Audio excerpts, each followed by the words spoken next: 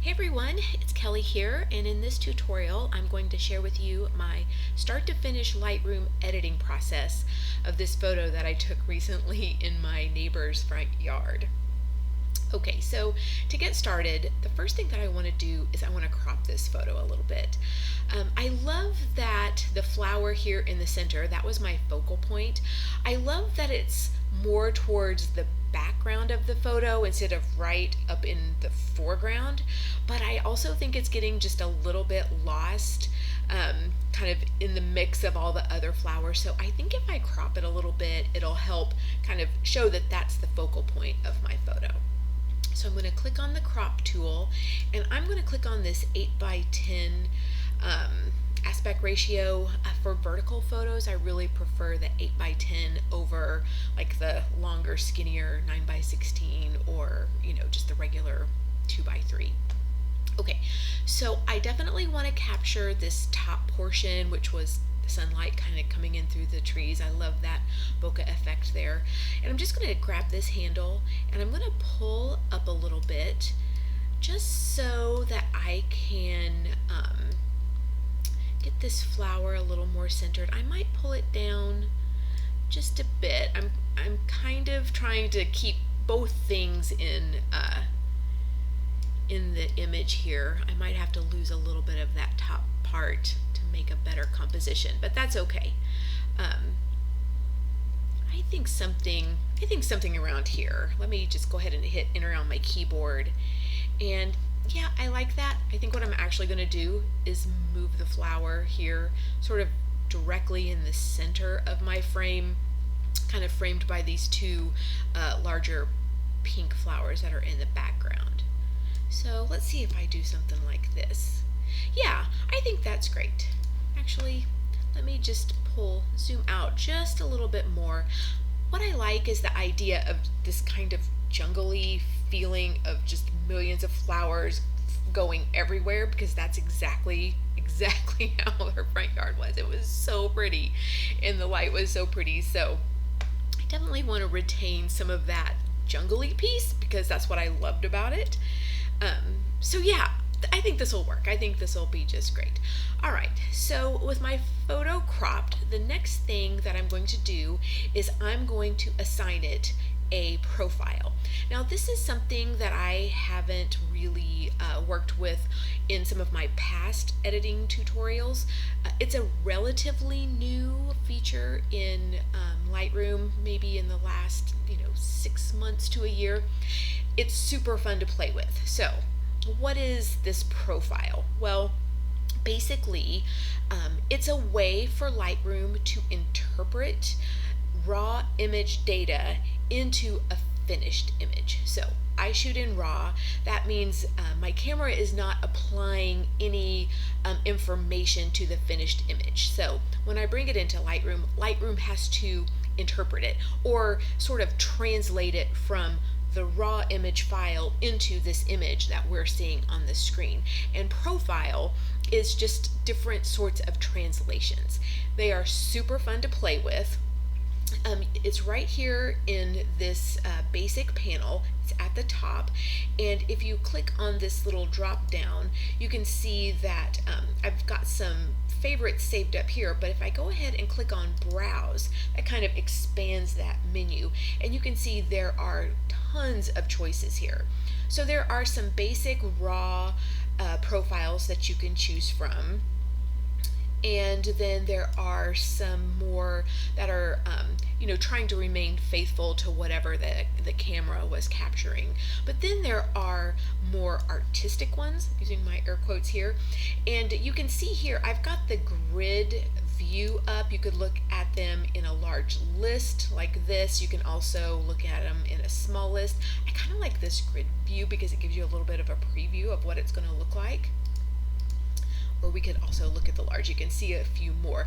And if I hover over the profile, you'll see how it changes in the photo that's on my screen that I'm actually developing. So like I said, I've got some I've been playing with this for a while, so I've got some favorites. But let's just scroll down here to some of these artistic ones. So if I do this, it gives it kind of a cool bluish purpley background, kind of fun. I also like this kind of muted pinky one. I mean, they're super fun. There's so many ways to play. But for this photo, I mean, I've shared this in many other tutorials before. I love kind of a soft vintage feel, and especially in this photo where it's just a like a really fun, loose, organic garden, and it kind of reminded me of like an old-fashioned like English garden. So there are some vintage profiles.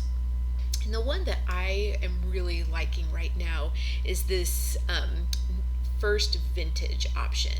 So if let's see, here we go. If I click on vintage, if I just hover over it, you can see the type of treatment it's going to apply. So this is my original image, and when I hover, you can see it sort of softens everything. It kind of mutes the colors a little bit, which I don't mind. So I'm going to start with this vintage profile, and then you can also adjust the amount of it. So if I pull it all the way to the left to 0, that's going to be basically my original image. But if I pull it over to the right, that's going to apply more of this this treatment. So I think I like it somewhere kind of in here, just enough to really get the feel for it, but not completely change it into something different. Okay, so now I'm going to go ahead and hit close, and you can see the profile that I've chosen is this vintage 01, and I've got it here about 130 in terms of this slider.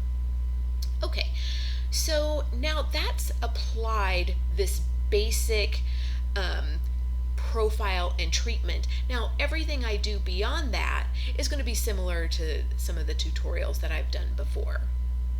And I think the first thing that I might like to do here is just bump up the exposure a little bit and then add a little more contrast. Maybe somewhere around here. I can come back and tweak these as I kind of move on with my process, but for now I think that's okay. I'll probably leave the highlights, shadows, whites, and blacks. I'll probably leave that where they are for now. The next thing, I want to go to this presence group. Another newish slider that we have now is called the texture slider. It was actually developed for people who shoot portraits as a way to sort of smooth skin, but it also works in the opposite way to enhance texture. So in this image, with all of the different textures and shapes, I think bumping up the texture might be a fun thing to do here. Like any slider, you can completely go overboard. You see here, if I do it, I've got like these really hard, strong edges, which I don't want. But maybe just a little bump in texture, because there's just a lot of texture going on. I feel like that lends itself pretty well.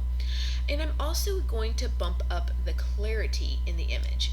Now, you might be wondering, like, what's the difference between clarity and texture? And the truth is, they are kind of related. Clarity looks for the places where lights and darks meet and kind of sharpens that edge a little bit, so it tends to be a little more contrasty in nature, where texture just adds some texture in areas that already have a lot of textures. So like this little seed head here, that has a lot of texture naturally, so the texture slider is just going to enhance that area. Obviously, once again, there's a bunch of clarity. I tend to not like to overdo clarity too much. It's not really a new slider. It used to be down in a different panel, but it's called the dehaze slider. And dehazing, if you shoot with backlight, a lot of times you get like a lot of sun haze in your photo, so you can use this slider to sort of diminish that effect. So if I move to the right, it will dehaze my photo a little bit, and you see it's kind of richer. It's got less of that sort of like very kind of whitewashed. If I move it to the left, here's more haze. Maybe you would like that in your photo. My photo is backlit. It doesn't have a lot of haze, but maybe just a little bit of dehazing here, just to kind of boost the color, make the color a little bit richer, because it was just a beautiful evening. The sun was really rich and the colors felt really rich. So this is sort of my attempt to duplicate what I was feeling at the time when I shot the photo. Okay, so now with using these profiles that already add on a certain amount of like muting the color a little bit, I'm not going to do too much in terms of the vibrance and saturation. I will probably bump up the vibrance a little bit just because the colors were so pretty. But I might reduce the overall saturation just so that it feels rich but not overly saturated. Okay, I think that's great. I'm going to go ahead and click on my tone curve panel of adjustments here. I'm going to add a little bit of a matte effect, not too much because I feel like the profile already added a little bit of a matte effect, but to adjust the tone curve, I'm just going to click a few places along the curve here, and then I'll come back and I'll adjust them a little bit. But I think if I make this sort of S shape along here, what that does is just adds another level of contrast in my photo, and we can play around with the location of these little dots along the along this tone curve line. Like I said, I want to keep it sort of subtle. I don't want it to be too contrasty, but maybe something, keep that S shape really nice and soft. I mean, you can play with this for hours, but just to kind of boost the contrast the tiniest bit and make a really soft, subtle S shape. And then by lifting up on this left dot, that's what gives it the overall matte effect. And I think that's great for what I want. Like I said, gives just a little more boost in contrast and a little more matte effect. Alright, so the next thing that I'm going to do is come into this color panel, and I'm not going to tackle any of these other colors, but what I will do is I'm going to desaturate the greens a little bit, and I'm doing this because when I was shooting the photo there was a lot of green, so the camera picked up a lot of green, and so basically I'm just trying to kind of diminish the greens a little bit so that the other colors stand out just a little bit more. Once again, I could completely diminish them, which I don't want to do. The slider going the other way oversaturates it, but I think maybe just somewhere in here, it kind of softens that overall green effect, and that's fine for me right there. Okay, in the split toning panel, I'm going to come into this highlights group, and I'm just going to add just a little bit of warmth, kind of a peachy golden color in the highlights.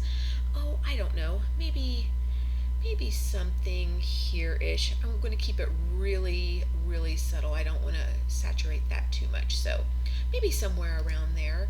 And then in the shadows box, I'm going to give it sort of a bluish color in the shadows, and that just kind of enhances that vintage vibe, I think. And once again, I'm just going to keep this pretty subtle.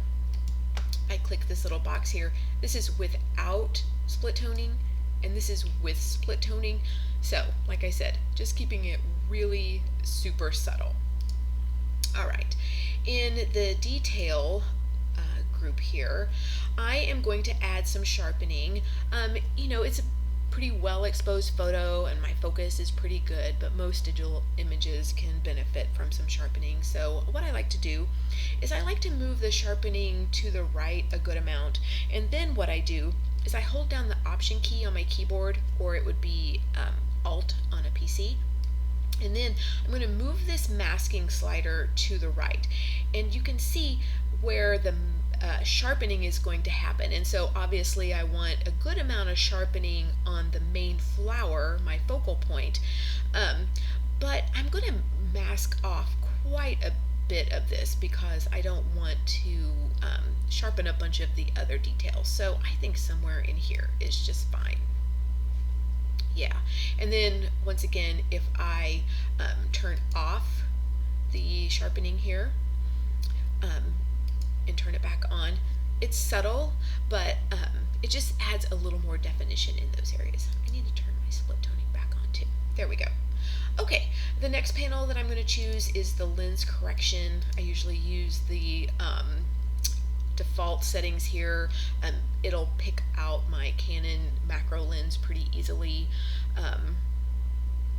Sometimes if I'm using my Tamron, it'll call it a Sigma for some reason, but it usually knows that it's my Canon 100mm macro.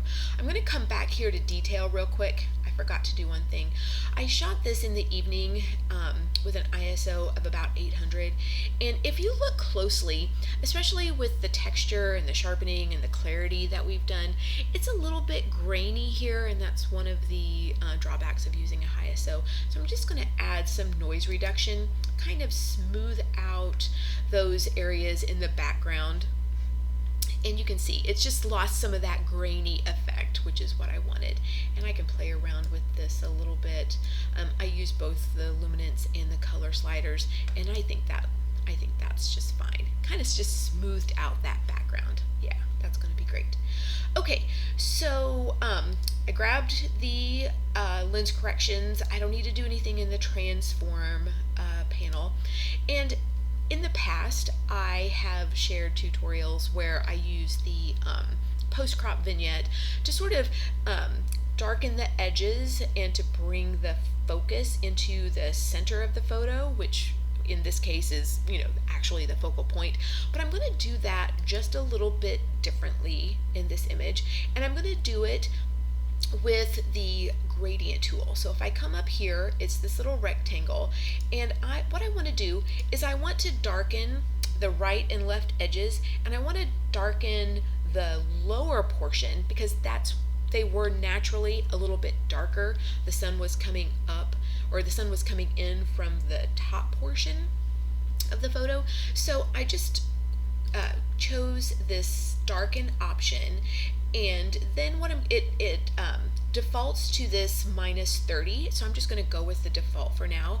And at the bottom, I've got here where it says show selected mask overlay, so it'll show in red where I put this gradient tool.